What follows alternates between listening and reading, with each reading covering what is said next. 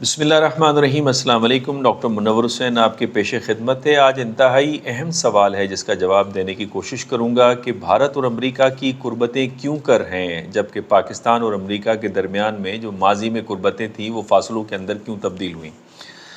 اس سوال کا جواب دینے سے پہلے ریکویسٹ کروں گا جن دوستوں نے اس چینل کو سبسکرائب نہیں کیا وہ سبسکرائب کرنا نہ بھولیں اور بیل آئیکن کو ضرور پریس کریں تاکہ آنے والی ویڈیوز آپ تک پہنچ سکیں۔ اب بھارت کے اگر آپ آفیشلز کو دیکھیں اور تجزیہ نگاروں کو دیکھیں تو وہ کہتے ہیں کہ بھارت کسی بھی بلاک کا حصہ نہیں بنے گا، وہ نیوٹرل رہے گا اور امریکہ کا ہتھیار بن کر اس خطے میں بیلنسر کا رول ادا نہیں کرے گا، اسپیشلی گریٹ پاور جو پالیٹکس اس وقت جاری ہے۔ اب پاکستان کا بھی اسی طرح کا دعویٰ ہے، لیکن اگر پاکستان کی آپ شروعات دیکھیں تو پاکستان گریٹ پاور پالیٹکس کا حصہ بنا اور ایک بلاک کو اس نے جوائن کیا، اور اس کی بنیادی وجہ پاکستان کی کمزوریاں تھیں جس میں مالی حالات بھی اچھے نہیں تھے، عسکری حالات بھی اچھے نہیں تھے، تو اس حوالے سے پاکستان کو بلاک پالیٹکس کا حصہ بننا پڑا۔ اور آج بھی ہمارا دعویٰ یہ ہے کہ ہم بلاک پالیٹکس کا حصہ تو نہیں بنیں گے، لیکن پھر ہم کہیں نہ کہیں ہمارا جھکاؤ کسی ایک بلاک کی طرف نظر آنا شروع ہو جاتا ہے۔ دوسری بات یہ کہ بھارت کی جو غیر جانبداری ہے، نان الائنمنٹ کے اندر جو بھارت کا سخت ترین موقف رہا ہے، اس نے ایک موقع دیا بھارت کو کہ وہ سوویت یونین کے ساتھ اچھے تعلقات رکھے، دفاعی تعاون حاصل کرے، اور پھر اسی طرح جو اسٹریٹجک پارٹنرشپ انہوں نے سائن کیے، دستخط کیے امریکہ کے ساتھ، اس نے بھارت کو یہ موقع دیا کہ وہ ڈیفنس کے ایریا کے اندر اسپیشلی نیوکلیر مٹیریل حاصل انہوں نے کیا، اور اس کے علاوہ جو سول نیوکلیر انڈسٹری تھی اس حوالے سے نو ہاؤ ان کو حاصل ہوئی۔ جبکہ اگر آپ پاکستان کو اس حوالے سے پاکستان کا موازنہ کریں تو 70 کی دہائی میں ہم نے بھی بائیلیٹرلزم کی شروعات کی، اور ذوالفقار علی بھٹو صاحب کی یہ جو پالیسی تھی یہ عقل پر مبنی ریشنل بیسڈ پالیسی ہے، لیکن اس کی جو بنیادی وجہ تھی وہ امریکہ کی بے وفائی تھی 65 اور 71 کی جنگوں کے بعد۔ لیکن اس پالیسی کو ہم نے لیا اور اس کا ہمیں فائدہ بھی ہوا اور آج تک فائدہ ہو رہا ہے، لیکن پھر کئی الائنمنٹ میں ہمارے تھوڑا بہت فرق نظر آنا شروع ہو جاتا ہے۔ تیسری بات یہ ہے کہ ہمیں یہ ماننا ہوگا کہ بھارت جو ہے وہ ایک پاور ہاؤس کے طور پر دنیا میں ایمرج کر رہا ہے، اسپیشلی اس ملٹی پولر ورلڈ کے اندر، اور اس کا جو ادراک ہے وہ بھارت کے نہ فقط حکومت کے ارکان کے اندر ہے بلکہ ان کے جو انٹلیکچوئلس ہیں، میڈیا پرسنس ہیں، اور اسپیشلی ان کے جو ینگسٹرس ہیں ان کے اندر یہ کوٹ کوٹ کے بھرا ہوا ہے۔ لہٰذا بھارت جیو اسٹریٹجک ریلم کے اندر ایک پاور کی حیثیت سے ابھرنا چاہتا ہے، اس کا اسٹیٹس حاصل کرنا چاہتا ہے، نہ کہ وہ کسی بڑے ملک کے اوزار اور ہتھیار کے طور پہ خطے کے اندر ایک بیلنسر کا کردار ادا کرے۔ تو بیلنسنگ رول بھارت اس حوالے سے لینے کو تیار نہیں ہے۔ اب اس میں جو اگلا پوائنٹ ہے وہ دلچسپ ہے، اور وہ دلچسپ اس طرح سے ہے کہ بھارت کی جو سخت کی نیوٹرلٹی نظر آتی ہے، اور بہت ساری جو باتیں بھارت کرتا ہے لیکن کسی ایک پاور کی طرف اس کا جھکاؤ نظر نہیں آتا، اور نان الائنمنٹ کے اندر جو اس کی ایکٹیویزم نظر آتی ہے، اس کے باوجود جو کہ نان الائنمنٹ اور غیر جانبدارانہ جو اس کی پالیسی ہے وہ مغرب کی جو اہم مفادات ہیں اس کے برخلاف بھی ہے۔ جیسے یوکرین کی وار کے اندر جو بھارت کا اسٹانس ہے وہ بڑا کلیئر ہے، اس نے امریکہ اور ویسٹ کا ساتھ دینے سے انکار کیا۔ اس کے باوجود بھی اگر آپ امریکہ کے اندر دیکھیں تو بھارت کی شہرت آپ کو پیک پہ نظر آتی ہے، اور ایسے نظر آتا ہے جیسے جو امریکہ کے جو پالیسی ساز ہیں وہ بھی بھارت کے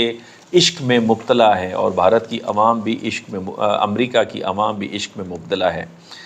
جبکہ پاکستان کا اگر اس کے ساتھ موازنہ کریں تو پاکستان نے امریکہ کے لیے بہت سی قربانیاں دیں، مثلاً 80 کی دہائی میں جو افغانستان میں جنگ لڑی گئی، اور 9/11 کے بعد جو ایک پاکستان نے امریکہ کے جنگ کے اندر فور فرنٹ پہ جا کر ایک فرنٹ لائن کے طور کے اوپر جو جنگ لڑی، جس سے ہمارے معاشی، ہمارے معاشرتی، ہمارے سیاسی جو ڈھانچہ تھا اس کو شدید نقصان پہنچا، لیکن اس کے باوجود پاکستان کا تاثر اور پاکستانیوں کے حوالے سے جو محبت ہے وہ امریکہ میں اس حد تک حاصل نہیں ہو سکی جس حد تک بھارت اسے حاصل کر پایا ہے۔ اگلا میرا پوائنٹ یہ ہے کہ امریکہ اور بھارت کی جو یہ قربتیں ہیں اس کی وجہ کیا ہے. اس کا ڈیٹیل جواب تو میں اپنے دوسرے ویلاگ میں دوں گا، لیکن مختصراً میں یہ بتاؤں کہ اس کی جو پہلی وجہ جو عام طور پہ ہمیں نظر آتی ہے وہ یہ کہا جاتا ہے کہ بھارت ایک بڑی منڈی ہے. اس میں کوئی شک نہیں کہ بھارت 1.4 بلین لوگوں کا مسکن ہے اور بہت بڑی مارکیٹ ہے. انفیکٹ جو بھی کیپٹلسٹ ہیں، سرمایہ دار ہیں، انہیں یہ مارکیٹ اٹریکٹ کرتی ہے. دوسرا یہ کہ امریکہ کی جو فارن پالیسی، خارجہ جو پالیسی ہے، اس کے تاریخی جو اس کے مقاصد ہیں یا اس کے اہداف ہیں، اس میں معاشی خوشحالی ہے. لہٰذا معاشی خوشحالی کے لیے بھارت کی اتنی بڑی مارکیٹ کا ہونا لازمی بات ہے، قربتوں کا باعث بنتا ہے. پھر تیسری بات یہ ہے کہ جو سرمایہ دار ہوتے ہیں وہ ہمیشہ بڑے مارکیٹ کی طرف جاتے ہیں جہاں پہ انہیں چیپ لیبر اویلیبل ہوتا ہے، جہاں پہ کاسٹ کم اور بینیفٹ زیادہ میسر ہوتا ہے. لیکن معاشی مفادات ہی فقط ایک سبب نہیں ہے جس کی وجہ سے امریکہ اور بھارت کی قربتیں آپ کو نظر آ رہی ہیں. جو اس کی اصل وجہ ہے وہ وجہ جو مرکزیت کا کردار ادا کر رہی ہے، جو نظریاتی طور پہ دونوں ممالک کو بہت قریب لے کر آئی ہے، وہ ہیں شیئرڈ ویلیوز. اور بھارت اور امریکہ کے جو جوائنٹ اسٹیٹمنٹس ہیں، اگر انہیں آپ دیکھیں تو اس میں most of the joint statements کے اندر شیئرڈ ویلیوز اور شیئرڈ انٹرسٹ کی بات کی جاتی ہے.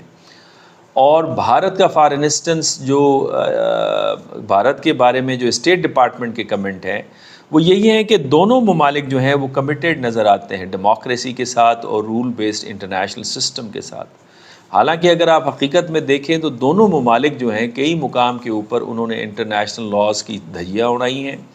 اور جمہوریت کے برخلاف اقدامات اٹھائے ہیں.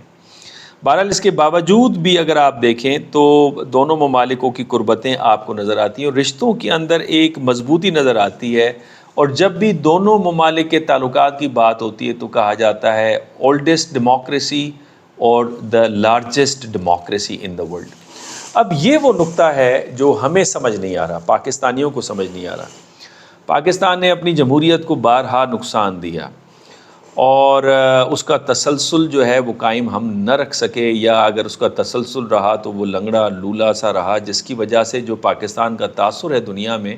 وہ غیر جمہوری ممالک کے ساتھ اس میں اس کے فہرست میں شامل ہوتا رہا. حالانکہ یہ جو سب کچھ ہوتا رہا یہ اگر ناممکن نہیں تھا تو امریکہ کی مدد کے بغیر مشکل تھا، جو کہ امریکہ نے جہاں بھی جمہوریت تھی اسپیشلی پیرافرل نیشنز میں، ساؤتھ کے اندر اور اسپیشلی مسلم ممالک کے اندر، اسے ڈی ریل کرنے میں کسی حد تک مدد دی ہے. اور ہینری کسنجر صاحب فرماتے تھے کہ جمہوریت امریکہ کی مفادات کے اندر نہیں ہے اور جہاں مفادات کے اندر نہیں ہے اسے ڈی ریل کر دینا چاہیے. اور وہ سمجھتے تھے کہ جمہوریت کے نتیجے میں ان ممالک میں اینٹائی امریکن ریجیمز پاور میں آتی ہیں. تو ہم بات کر رہے تھے شیئرڈ ویلیوز کی، اور جہاں بھی جوائنٹ اسٹیٹمنٹس آتی ہیں وہاں پہ شیئرڈ انٹرسٹ کے ساتھ شیئرڈ ویلیوز کی بات کی جاتی ہے. تو یہ شیئرڈ ویلیوز کیا ہیں؟ بھارت کی شیئرڈ ویلیوز، بھارت کی ویلیوز کیا ہیں، اقدار کیا ہیں، امریکہ کے اقدار کیا ہیں؟ تو بھارت کے اقدار کے اندر جو امریکہ کے اندر تاثر ہے وہ جمہوریت ہے، کثیر جہتی ہے، ثقافتی آزادی ہے، فری مارکیٹ ہے. جبکہ امریکہ کی جو ویلیوز ہیں یا اقدار آپ سمجھ لیں وہ بھارت کے اندر جو مشہور ہیں وہ فریڈم ہے، لبرٹی ہے، رائٹس، پرسوٹ آف ہیپینس ہے. یہ وہ شیئرڈ ویلیوز ہیں. اگر آخری جو پوائنٹ میں آپ کے سامنے رکھنا چاہتا ہوں، بھارت اور امریکہ کے درمیان میں 5 ایسے ستون ہیں جو دونوں ممالک کو جوڑے رکھے ہیں. مثال کے طور پہ ڈیفنس اینڈ سیکیورٹی ایک ستون ہے، اکنامکس جس کا میں نے تھوڑا سا تذکرہ کیا دوسرا ہے، گلوبل کوآپریشن تیسرا ہے، پیپل ٹو پیپل کانٹیکٹ چوتھا ہے، اور شیئرڈ ویلیوز پانچواں ہے. اور شیئرڈ ویلیوز کے بارے میں یہ کہوں گا کہ یہ وہ ویلیوز ہیں، وہ نظریاتی طور پہ ہم آہنگی پائی جاتی ہے جو ان سارے ستونوں کو لے کے آگے جاتی. اور یہ بہت سینئر فیلو ہیں بروکنگ انسٹیٹیوٹ کی، تنوی مادان، انہوں نے یہ بات کہی کہ یہ جو جمہوریت ہے یہ ملٹی پلائر فورس ہے جو باقی 4 جو ستون ہیں ان کو مضبوط کرتی ہے دونوں ممالک کے درمیان میں. کیا پاکستان کے پاس اس طرح کی ویلیوز ہیں؟ آنے والے ویلاگ کے اندر میں اس کا جواب دینے کی کوشش کروں گا. اجازت دیجیے، اللہ حافظ.